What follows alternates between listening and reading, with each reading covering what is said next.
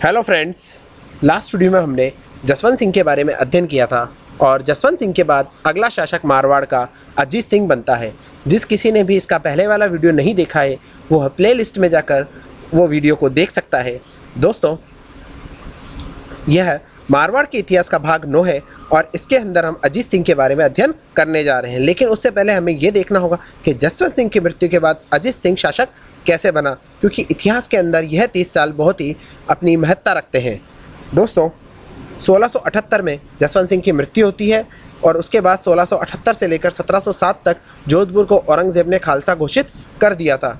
क्योंकि दोस्तों 1678 में जब जसवंत सिंह की मृत्यु हुई थी तो इसके कोई संतान नहीं थी और इसकी 2 रानियां गर्भवती थी। तो उनमें से एक रानी के जो पुत्र होता है उसका नाम अजीत सिंह होता है। तो दोस्तों 1678 में जसवंत सिंह की मृत्यु के बाद इसके कोई पुत्र नहीं था, तो औरंगजेब द्वारा जोधपुर को क्या कर दिया गया, खालसा घोषित। खालसा का मतलब केंद्र के द्वारा यहाँ पर शासन चलेगा। केंद्र क्या था उस समय, मुगल सत्ता, तो मुगलों के द्वारा यहाँ पर शासन चलने लगा। ठीक है, इसके बाद ये देखिए भारत का नक्शा दोस्तों, इसके अंदर यह मेवाड़ की स्थिति है, यह मारवाड़ की स्थिति है और यह दिल्ली की स्थिति है। दोस्तों, दिल्ली के अंदर औरंगजेब का शासन है, मुगल प्रशासन है। मारवाड़ के अंदर राठौड़ों का शासन है और मेवाड़ के अंदर सिसोदियों का शासन है। दोस्तों, क्या होगा जब लाहौर में इनकी पत्नी गर्भवती थी तो वहाँ एक पुत्र को जन्म देगी, तो औरंगजेब उस पुत्र को अपने पास मंगवा लेगा और उसको अगला शासक मानने से मना कर देगा और उस पुत्र को कैद में कर लेगा। तो दोस्तों यहाँ पर कैद करने के बाद क्या होगा दोस्तों, दुर्गादास राठौड़ जो कि एक बहुत परम भक्त थे, स्वामी भक्त थे, और मुकुंददास खींची और गोराबाई, इन लोगों की सहायता से अजीत सिंह को कहाँ पर लाया जाएगा, औरंगजेब की कैद से छुड़वाया जाएगा और यह मारवाड़ न जाकर मेवाड़ में शरण लेंगे। क्यों? क्योंकि मेवाड़ में उस समय जो थे वो थे महाराणा राज सिंह, और राज सिंह औरंगजेब के बिल्कुल प्रतिद्वंदी थे, वह उसके एंटी थे, वह उसकी सहायता नहीं करते थे और उन्होंने जो मेवाड़ मुगल संधि हुई थी उसकी भी धज्जियाँ उड़ा दी थी। तो दोस्तों राज सिंह औरंगजेब के एंटी थे, इसीलिए दुर्गादास राठौड़ मेवाड़ जाना उचित समझते हैं और इसमें उनकी सहायता करेंगे मुकुंददास खींची और गोराबाई। गोराबाई को मारवाड़ की पन्नाधाई भी कहते हैं। ऐसा कहा जाता है कि गोराबाई ने अपना पुत्र अजीत सिंह की जगह वहाँ रख दिया था और अजीत सिंह को वहाँ से बाहर निकाल लिया था और गोराबाई ने अपने पुत्र का बलिदान वहाँ दिया था, इसलिए इसे मारवाड़ की पन्नाधाई भी कहा जाता है। और इन लोगों की सहायता से दुर्गादास राठौड़ अजीत सिंह को मेवाड़ महाराणा राज सिंह की शरण में पहुंचा देते हैं। मेवाड़ महाराणा राज सिंह की शरण में पहुंचने के बाद इन्हें केलवा की जागीर दी जाती है और केलवा की जागीर कहाँ है, राजसमंद में, तो इनको केलवा की जागीर वहाँ पर मिलती है। इसके बाद दोस्तों देखते हैं, इसके बाद दोस्तों औरंगजेब को जब ये सब वाक़या पता लगता है तो वह अपने पुत्र शहजादे अकबर को भेजता है, लेकिन दुर्गादास राठौड़ क्या करेगा दोस्तों, उसको अपनी तरफ मिला लेगा। दोस्तों ये अकबर वो वाला अकबर नहीं है जो इतिहास में प्रसिद्ध है, यह औरंगजेब का पुत्र अकबर है। इसने ऐसा कोई काम नहीं किया जिसकी वजह से इसकी प्रसिद्धि हो, तो ये अकबर सेकंड है। तो दोस्तों यहाँ पर शहजादे अकबर को भेजा जाता है, लेकिन दुर्गादास राठौड़ उसको अपनी तरफ मिला लेंगे और औरंगजेब के खिलाफ भड़का देंगे और यहाँ पर अकबर खुद को ही मुगल प्रशासन का एक स्वतंत्र शासक बना लेगा और सोजत के अंदर खुद को एक स्वतंत्र शासक घोषित कर देगा। सोजत कहाँ है, पाली में। इसके बाद दोस्तों औरंगजेब खुद अब अजमेर आएगा जोधपुर पर आक्रमण करने के लिए, और दोस्तों दुर्गादास राठौड़ को डर लगेगा कि कहीं ये मारवाड़ के ऊपर आक्रमण कर उसको क्षति ना पहुंचाए, इसलिए यह अकबर को क्या कर देगा, वहाँ से भेज देगा कहाँ पर, संभाजी की शरण में। और ये संभाजी कौन है, जो मराठे हैं, शिवाजी छत्रपति उनके पुत्र हैं ये संभाजी, जो मराठा शिवाजी थे, तो इन संभाजी की शरण में भेज देगा और दुर्गादास राठौड़ इनसे भी, अपने मराठों से भी अपने मैत्री संबंध बना लेगा। और संभाजी की शरण में जाने के बाद अकबर वहाँ पर क्या हो जाएगा, सेफ हो जाएगा, क्योंकि औरंगजेब और मराठों के वैसे ही पहले से ही क्या चल रहा था, लड़ाइयाँ चल रही थी। इसके बाद दोस्तों यह राजस्थान की स्थिति है। अब क्या होगा दोस्तों, यह मारवाड़ की स्थिति है, यह केलवा की जागीर है मेवाड़ के अंदर। दोस्तों अब क्या होगा कि जो अगला महाराणा बनेगा राज सिंह की बात जय सिंह, और जय सिंह क्या करेगा, औरंगजेब से क्या कर लेगा दोस्तों, संधि कर लेगा और दुर्गादास राठौड़ को शरण देने से मना कर देगा। जब दुर्गादास राठौड़ को शरण देने से मना कर दी जाएगी तो दुर्गादास राठौड़ उसको राजसमंद केलवा से ले जाकर कहाँ रख देंगे? सिरोही में। कहाँ रखेंगे? सिरोही में। और सिरोही में कहाँ रखेंगे? जयदेव ब्राह्मण के यहाँ। इसको देखते हैं दोस्तों और विस्तार से।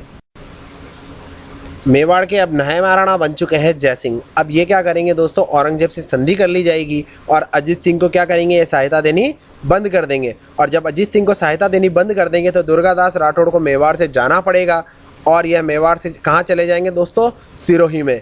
और सिरोही में कहाँ? कालिंदी नामक स्थान पर। और कालिंदी नामक स्थान पर जाने के बाद यह जयदेव ब्राह्मण के यहाँ शरण लेंगे और मुकुंददास खींची इनकी वहाँ पर सुरक्षा करेंगे। वह नज़र रखते रहेंगे कि ये यहाँ पर हैं तो सुरक्षित है या नहीं है। तो दोस्तों दुर्गादास राठौड़ की परम स्वामी भक्ति के कारण ही यह यहाँ पर बचे रहते हैं और अपना जीवन निर्वाह कर पाते हैं और इनका लालन पालन हो पाता है। और दोस्तों इसी के साथ 1707 में औरंगजेब की मृत्यु हो जाएगी और यह मौका देखकर वापस मारवाड़ पर अपना अधिकार कर लेंगे, क्योंकि आने वाले मुग़ल इतने ज़्यादा सक्सेसफुल नहीं जाएंगे, इतने ज़्यादा सफल नहीं होंगे, ना कुशल प्रशासक होंगे।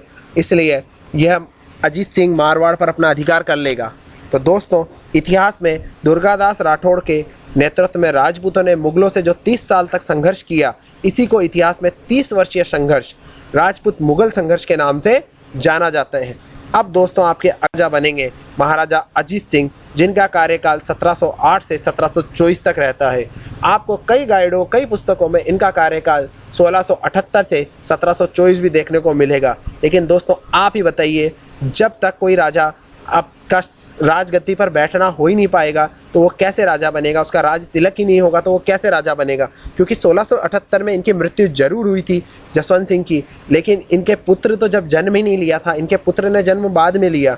और उसके बाद उनका जब तक ये खालसा घोषित रहा, कोई राजा ही डिक्लेयर नहीं था, तो अजीत सिंह को हम कैसे वहाँ का शासक मान सकते हैं? तो 1708 में महाराजा अजीत सिंह जोधपुर की गद्दी पर बैठेंगे और 1724 तक यह जोधपुर के शासक रहेंगे। तो दोस्तों इसके इतिहास में इनकी 2 उपाधियां मिलती हैं। पहली तो बादशाह निर्माता, दूसरी कान का कच्चा। दोस्तों इनको कान का कच्चा ओझा जी ने कहा है। एक इतिहासकार हुए हैं ओझा, उन्होंने इनको कान का कच्चा कहा है। महत्वपूर्ण तथ्य दोस्तों 1678 से लेकर 1707 तक जोधपुर को औरंगजेब ने खालसा घोषित कर रखा था। इस चीज़ का अध्ययन हम कर चुके हैं पहले भी।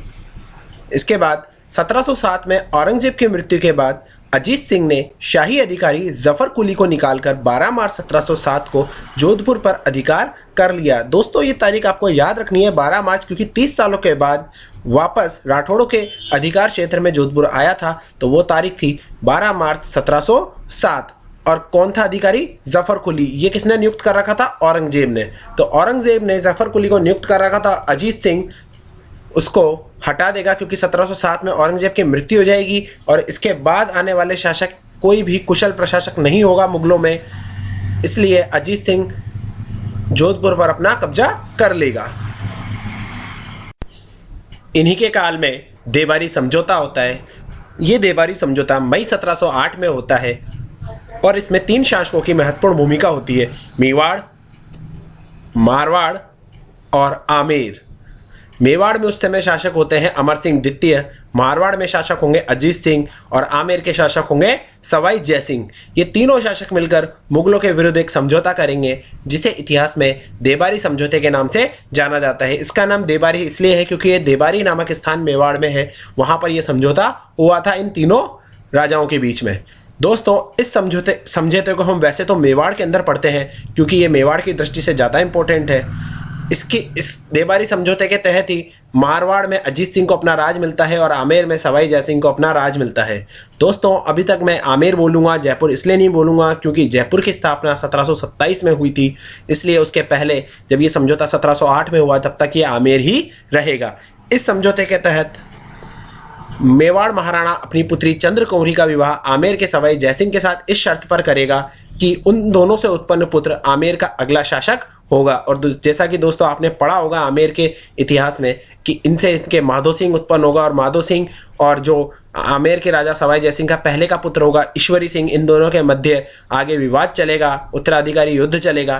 तो दोस्तों ये भी हम जब आमेर का और पढ़ेंगे तब इसको विस्तृत रूप से पढ़ेंगे, लेकिन आपको अभी ये याद रखना है देबारी समझौता मेवाड़, मारवाड़ और आमेर के शासकों के मध्य हुआ था और इसकी तारीख जो है वो मई 1708 है। इसके बाद दोस्तों अजीत सिंह क्या करेगा, अपनी पुत्री इंदा कंवर का विवाह किससे कर देगा दोस्तों, मुगल बादशाह फर्रुखशीर से। ये औरंगजेब के बाद बनते हैं और मुगल बादशाह फर्रुखशीर से अपनी पुत्री इंदा कंवर का विवाह कर देगा। दोस्तों इस विवाह के बाद दुर्गादास राठौड़ और अजीत सिंह के मध्य मतभेद हो जाएगा। क्यों? क्योंकि जिन मुगलों से अजीत सिंह को दुर्गादास राठौड़ 30 सालों तक बचाता रहा, इनको लेकर इधर से उधर भागता रहा, उन्हीं मुगलों से वापस कौन संबंध बना लेगा, अजीत सिंह। इसलिए दुर्गादास राठौड़ और अजीत सिंह के मध्य क्या हो जाएगा, यहाँ पर विवाद हो जाएगा, मतभेद हो जाएगा और इस विवाद के बाद अजीत सिंह दुर्गादास राठौड़ को देश निकाला दे देगा। तो दोस्तों दुर्गादास राठौड़ को मारवाड़ से निकाल देगा ये। अजीत सिंह के पुत्र, दोस्तों अजीत सिंह के इतिहास में 2 पुत्रों के बारे में मिलता है, एक अभय सिंह, दूसरा भगत सिंह। दोस्तों अभय सिंह ज्येष्ठ पुत्र था, भगत सिंह छोटा पुत्र था। दोस्तों इस भगत सिंह के कहने पर अभय सिंह अजीत सिंह की हत्या कर देता है। तो ये यहाँ पर मारवाड़ का दूसरा पितृहंता कहलाएगा। पहला पितृहंता तो कौन था, राव मालदेव, क्योंकि उन्होंने अपने पिता राव गांगा की हत्या की थी। और उसके बाद अगला पितृहंता होगा अभय सिंह, क्योंकि अभय सिंह किसकी हत्या करेगा, अपने पिता अजीत सिंह की। किसके कहने पर, भगत सिंह के कहने पर। इसके बाद अगला शासक बनेगा दोस्तों अभय सिंह। देखते हैं दोस्तों अजीत सिंह की कुछ रचनाएं। एक रचना है इनकी गुण सागर, अगली रचना है इनकी निर्वाण दुहा, अगली रचना मिलती है इनकी अजीत सिंह री कविता, दुहा श्री ठाकुर रा, दुर्गा पाठ भाषा, अजीत सिंह रा का दुहा। दोस्तों ये सब इनकी रचना है, इनके द्वारा लिखित रचनाएं हैं। दोस्तों आजकल प्रतियोगी परीक्षाओं में ये रचनाएं या फिर इतिहास के ग्रंथ बहुत ज़्यादा पूछे जा रहे हैं, आपको ये कंठस्थ करने हैं। इसके बाद दोस्तों इनके निर्माण कार्य, जसवंत सिंह का स्मारक, अपने पिता जसवंत सिंह का ये स्मारक बनाएंगे कहाँ पर, मंडोर। मंडोर कहाँ है, जोधपुर में। घनश्याम मंदिर कहाँ बनाएंगे दोस्तों, ये जोधपुर में। मूल नायक का मंदिर जोधपुर में और फतेह महल जोधपुर में। एक खंबा महल जिसको प्रहरी मीनार भी कहा जाता है, ये भी कहाँ बनाएंगे दोस्तों, ये जोधपुर में। तो इनके द्वारा जितने भी निर्माण कार्य कराए गए वो सब जोधपुर के मेन प्रॉपर जोधपुर के अंदर कराए गए। और कौन कौन से, जसवंत सिंह का स्मारक, घनश्याम मंदिर, मूल नायक मंदिर, फतेह महल और एक खंबा महल। इस वीडियो में बस इतना ही। अगर आपको वीडियो पसंद आए तो प्लीज़ वीडियो को लाइक कीजिएगा और चैनल को सब्सक्राइब कीजिएगा। धन्यवाद।